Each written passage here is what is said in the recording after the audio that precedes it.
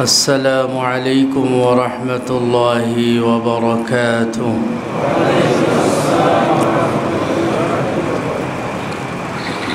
الحمد لله نحمده ونستعينه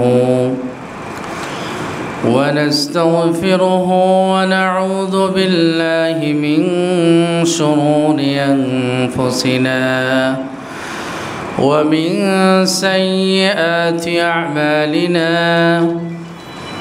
من يهده الله فلا مضل له ومن يضلله فلا هادي له ونشهد أن لا إله إلا الله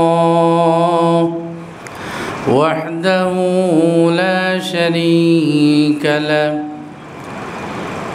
لا فريق له ولا وزير له ولا نذير له ولا مثل له ولا مثيل له ونشهد أن سيدنا وسندنا وحبيب ربنا وطبيب قلوبنا محمدا عبده ورسوله الذي أرسله إلى كافة الناس بشيرا ونذيرا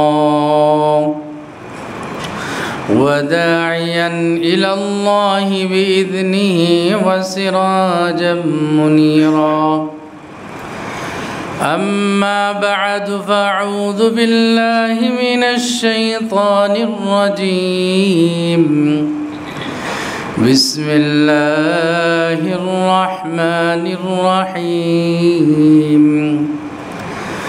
والفجر وليال عشر والشفع والوتر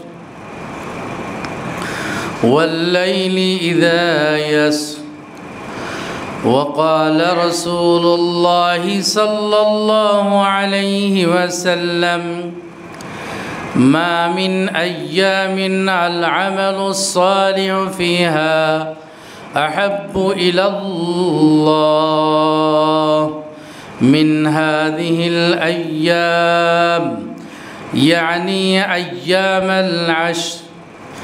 قالوا يا رسول الله ولا الجهاد في سبيل الله؟ قال ولا الجهاد في سبيل الله إلا من خرج بنفسه وماله فلم يرجع بهما بشيء أو كما قال رسول الله صلى الله عليه وسلم. صدق الله مولانا العظيم وصدق رسوله النبي الكريم ونحن على ذلك من الشاهدين والشاكرين والحمد لله رب العالمين. সবাই দুরূদ শরীফ পড়ে আল্লাহুম্মা সাল্লি আলা মুহাম্মাদ ওয়া আলা আলি মুহাম্মাদ কামা সাল্লাইতা আলা ইব্রাহিম ওয়া আলা আলি ইব্রাহিম ইন্নাকা হামিদুম মাজিদ. اللهم بارك على محمد وعلى آل محمد كما باركت على إبراهيم وعلى آل إبراهيم إنك حميد مجيد. الله رب العالمين অসংখ্য অগণিত রহম ফজল আর করম দয়া আমাদের উপরে যে আল্লাহ আমাদেরকে এই জুমার দিনে মসজিদে সমবেত হওয়ার সুযোগ করে দিয়েছেন, আমাদেরকে আল্লাহ রব্বুল আলামিন ঈমান আর ইসলামের মতো মহান দৌলত নাসিব করেছেন। এই জন্য অন্তর থেকে শুকরিয়া আদায় করা আলহামদুলিল্লাহ। আজ 29শে জিলকাদ শুক্রবার। আগামীকাল থেকে যদি চাঁদ উঠে তাহলে ইনশাআল্লাহ জিলহজের প্রথম দশক শুরু হতে যাচ্ছে। রব্বুল আলামিন সূরাতুল ফজরের মধ্যে এই জিলহজের প্রথম দশকের বিশেষ শপথ করেছেন গুরুত্ব বোঝানোর জন্য। হাদিসে পাকের মধ্যে এর বিশেষ ফজিলতার তাৎপর্য এসেছে। রমজানুল মুবারকের পরে সবচেয়ে ফজিলতপূর্ণ ইবাদতের দিনগুলি এবং রজনীগুলির মধ্যে হতে অন্যতম হলো, শ্রেষ্ঠতম হলো এই জিলহজের প্রথম দশকের দিনগুলি এবং রাতগুলি। আল্লাহ রাব্বুল আলামিন বলেন, ওয়াল ফজরি ওয়া লায়ালিন আশর, শপথ করে বলছেন ফজরের বা উশার এবং 10টি রজনীর। মুফাসসিরিন কেরাম বলেছেন এই 10টি রজনী হলো জিলহজের প্রথম দশকের রজনীগুলি। ওয়াশ-শাফঈ ওয়াল ওয়াতর, এবং জোড় বেজোড়ের শপথ করে বলছেন ওয়াল লাইলি ইযা ইয়াসর, রাত যখন প্রত্যাগমন করে চলে যায়, সকাল যখন আবার ফিরে আসে সেটার শপথ করে বলছেন আল্লাহ তাআলা। হাদিসে পাকের মধ্যে রাসূল আকরাম সাল্লাল্লাহু আলাইহি ওয়াসাল্লাম বলেছেন, হাদিসটি বুখারী এবং আল মুস্তাদরাক লিল হাকিমের মধ্যে বর্ণিত হয়ে এসেছে। আল্লাহ রসুল বলেন, মা মিন আইয়ামিন আল আমালু সালিহু ফিহা আহাব্বু ইলাল্লাহ, যত দিন আছে যেগুলির মধ্যে সবচেয়ে বেশি ইবাদত আল্লাহর কাছে প্রিয়, তার মধ্যে এই 10টি দিন সবচেয়ে বেশি প্রিয় আল্লাহর কাছে। এইগুলির দিনে ইবাদত সিয়াম সাধনার মাধ্যমে, রাতে নামাজে দণ্ডায়মান হওয়ার মাধ্যমে ইবাদত, এই ইবাদতগুলি আল্লাহর কাছে সবচেয়ে বেশি প্রিয়। সাহাবায়ে কেরাম জিজ্ঞাসা করলেন, ওয়ালাল জিহাদ ইয়া রাসূলুল্লাহ, হুজুর জিহাদ যেই আমলটির কথা আপনি সবচেয়ে বেশি গুরুত্ব দিয়ে আসছেন, এর চেয়েও কি গুরুত্বপূর্ণ? রাসূল বললেন, ওয়ালাল জিহাদু ফি সাবিলিল্লাহ, আল্লাহর রাস্তায় জান মাল খরচ করে আল্লাহর দিনকে উঁচু করার জন্য যেই যুদ্ধ করা হয় এর চেয়েও বেশি দামি। তবে যে ব্যক্তি নিজের জান মাল নিয়ে বেরিয়ে পড়লো আর শহীদ হয়ে গেল, জানও আল্লাহর রাস্তায় দিয়ে দিছে, মালও আল্লাহর রাস্তায় দিয়েছে, তারটি ভিন্ন, মানে এটা আরও মর্যাদাপূর্ণ বিষয়। তাহলে আবার বুঝুন যে এই 10টি রজনী, এই 10টি দিনের গুরুত্ব কত বেশি আসছে। যে যত ইবাদত বন্দেগী দুনিয়াতে হয় এর মধ্যে শ্রেষ্ঠতম দিনগুলি, রাতগুলি হইল এই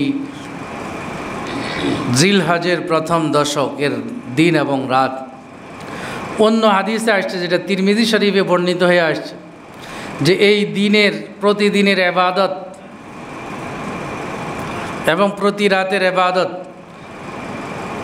কেউ যদি শবে কদরে ইবাদত করে যে পরিমাণ সওয়াব সে পাবে, সেই পরিমাণ সওয়াব আল্লাহ রাব্বুল আলামিন ওই ব্যক্তির আমলনামায় দিয়ে দিবেন।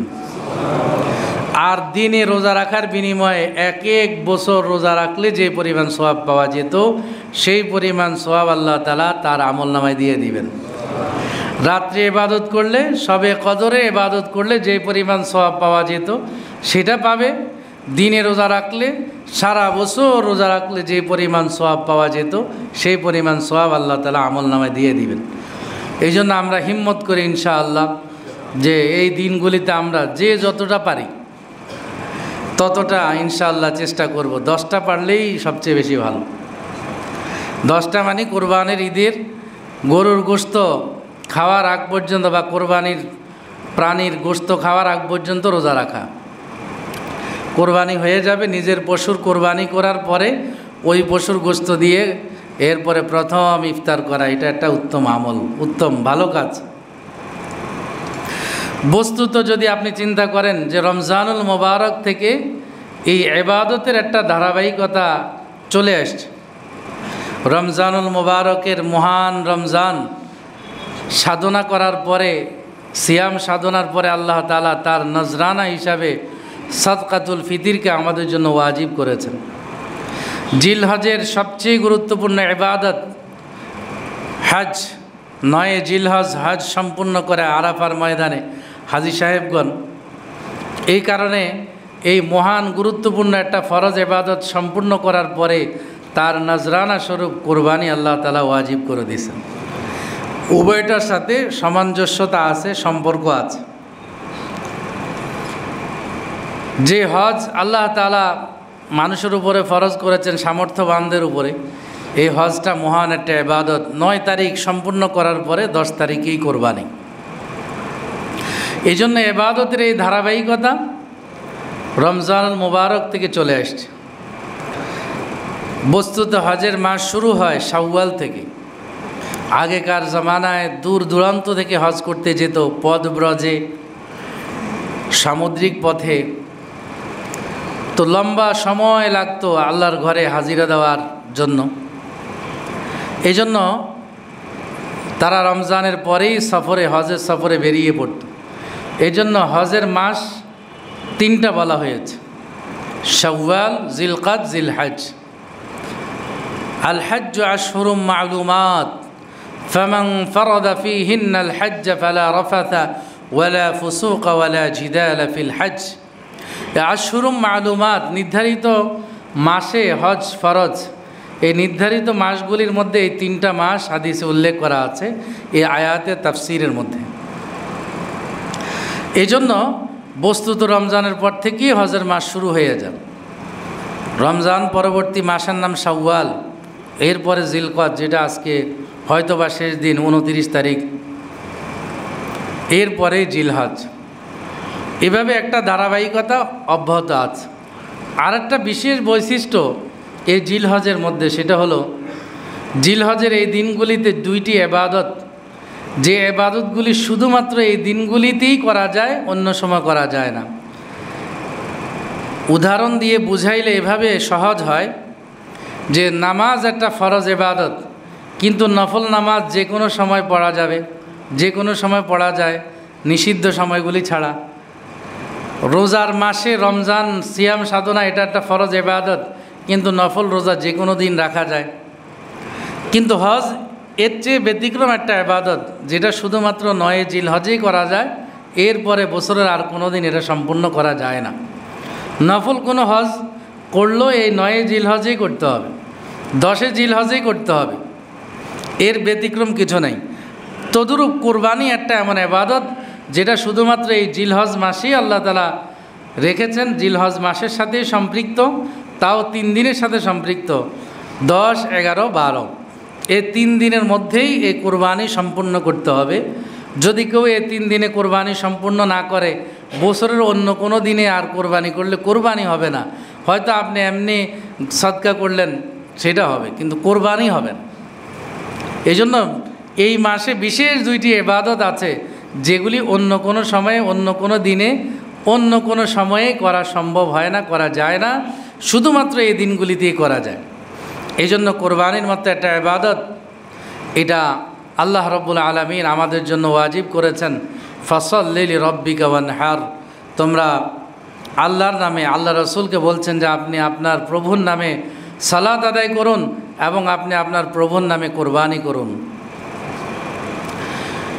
এবং আল্লাহ রাব্বুল আলামিন ব্যতিক্রম একটা ইবাদত চালু করছেন ব্যতিক্রমভাবে, সেটা হলো কোরবানি। যে হযরত ইব্রাহিম আলা নবিয়িনা আলাইহিস সালাতু ওয়াস সালাম কে তার ছেলেকে কোরবানি করার মাধ্যমে আল্লাহ তাআলা এটা দুনিয়াতে চালু করছেন। ইয়া বুনাইয়া ইন্নী আরা ফিল মানামি আন্নী আযবাহুকা ফানজুর মাযা তারা, হে বৎস, হে আমার ছেলে, আমি তো স্বপ্নে দেখেছি যে তোমাকে আমি আল্লাহর রাস্তায় কোরবানি করছি। এ বিষয়ে ফানজুর মাযা তারা, তোমার মতামত কি? হযরত ইব্রাহিম আলা নবিয়িনা আলাইহিস সালাতু ওয়াস সালাম মতামত দিলে কোরবানি করবেন, না দিলে করবেন না, এই জন্য জিজ্ঞাসা করেন নাই। জানতে চেয়েছেন, বুঝতে চেয়েছেন যে ছেলের ইমানি মজবুতি কতটুকু আছে। ছেলে তো নির্দ্বিধায় বলছেন, ইয়া আবাতি ফাআল মা তু'মার সাতাজিদুনি ইনশাআল্লাহু মিনাস সাবিরিন। হে আমার আব্বা, হে আমার পিতা, আপনি আপনার নির্দেশিত বিষয় সম্পূর্ণ করুন, আমাকে ধৈর্যশীলদের মধ্যে পাবেন। অযৌক্তিক একটা বিষয় আল্লাহ তাআলা দিয়েছেন, এটা যুক্তির আলোকে আসে না যে ছেলেকে কোরবানি করবে, এটাই হলো বড় পরীক্ষা। এরপরে আল্লাহ তাআলা এটা ওয়াতারাকনা আলাইহি ফিল আখিরিন, পরবর্তী উম্মতের জন্য এটা রেখে দিয়েছেন। এই জন্য আপনি দেখবেন হজ এবং কোরবানির সাথে সম্পৃক্ত অনেক বিষয় আছে যেগুলি হজরতে ইব্রাহিম আলাইহিস সালাম, হজরতে হাজরা আলাইহিস সালাম, হজরতে ইসমাইলের সাথে সম্পৃক্ত। হুয়া সাম্মাকুমুল মুসলিমিন, তিনিই আমাদেরকে মুসলমান বলে নামকরণ করছেন। এই জন্য আমাদের আদি পিতা হজরত ইব্রাহিম আলা নবিয়্যিনা আলাইহিস সালাতু ওয়াস সালাম। শরীয়তের অনেক বিষয় আছে যেগুলি হজরত ইব্রাহিম আলাইহিস সালামের বিষয় ছিল, কিন্তু উম্মতে মুসলিমের জন্য আল্লাহ তাআলা সেটাও ফরজ করে দিয়েছেন অথবা ওয়াজিব করে দিয়েছেন, আল্লাহর পছন্দ হয়েছে। এই জন্য কোরবানি একটা এমন বিষয় যেটা বাহ্যিকভাবে মনে হয় যে এটা অযৌক্তিক, আর অযৌক্তিক মনে হবে এই কারণেই তো আল্লাহ তাআলা এটা ইবাদত হিসেবে আমাদের জন্য নির্ধারণ করছে। মানুষ মনে করতে পারে যে ছেলেকে কিভাবে কোরবানি করে, এটা তো তার জন্য একটা পরীক্ষা ছিল। আল্লাহ তাআলা তার পরীক্ষা নিয়েছেন এবং আল্লাহ তাআলা কোরআনেই উল্লেখ করছেন যে তারা পরীক্ষায় উত্তীর্ণ হয়েছে বাপ বেটা, এবং আল্লাহ তাআলা ঘোষণা দিয়েছেন যে তোমাদের নাম কিয়ামত পর্যন্ত আমি রাখব, তোমাদের এই নিদর্শনগুলোকে কিয়ামত পর্যন্ত রাখব। আল্লাহ তাআলা হজের মধ্যে এই ইসমাইল আলাইহিস সালামের অনেক নিদর্শন, হাজেরার অনেক নিদর্শন, হজরত ইব্রাহিম আলাইহিস সালামের অনেক নিদর্শন রেখে দিয়েছেন। বাইতুল্লাহর পুনর্নির্মাণ বাপ বেটার মাধ্যমে হয়েছে। আর হজরত ইব্রাহিমকে আল্লাহ তাআলা নির্দেশ করেছেন, ওয়াদ্দিন ফিন নাসি বিল হজ্জি ইয়াতুকা রিজালান ওয়া আলা কুল্লি দামিরিন ইয়াতিনা মিন কুল্লি ফাজ্জিন আমিক। আপনি ঘোষণা করুন যে আমি বাইতুল্লাহ নির্মাণ করছি, এটা আমার কাজ ছিল। আর আপনার দ্বিতীয় কাজ হলো ঘোষণা দিয়ে দেন যে বন্দারা যেন, আল্লাহর বন্দারা যারা সামর্থ্যবান তারা যেন হজ করতে আসে। আপনার কাজ হলো ঘোষণা দেওয়া, এদেরকে কিভাবে আনতে হবে, এদের অন্তরে কিভাবে প্রেরণা যোগাইতে হবে, কি আগ্রহ দিতে হবে, এটা আমি আল্লাহর কাজ। এই জন্য যুগ যুগ ধরে আল্লাহ তাআলার ঘরে হাজিরা দেওয়ার জন্য হাজিরা যাচ্ছে, এখনও যাচ্ছে। হাজারো লক্ষ হাজি পৌঁছে গেছে আল্লাহর ঘরে, লাব্বাইক ধ্বনির মাধ্যমে আল্লাহর ঘরের হাজিরা প্রকাশ করছে, লাব্বাইক আল্লাহুম্মা লাব্বাইক, লাব্বাইক লা শারীকা লাকা লাব্বাইক। এগুলি ইব্রাহিম আলাইহিস সালামের সাথে সম্পৃক্ত। জমজম কূপের এই ঐতিহাসিক বিষয়টা হজরত ইসমাইল আলাইহিস সালামের পায়ের আঘাতে যেটা